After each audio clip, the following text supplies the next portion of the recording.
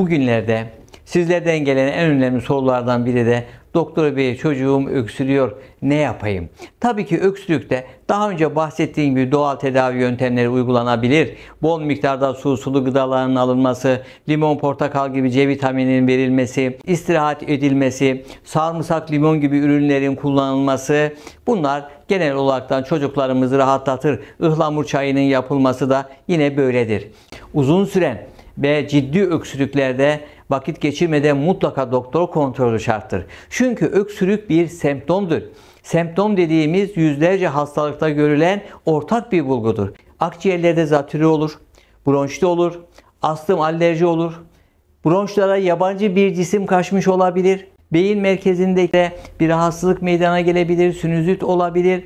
Bu ve buna benzer birçok sebeplerden dolayı öksürük meydana gelir.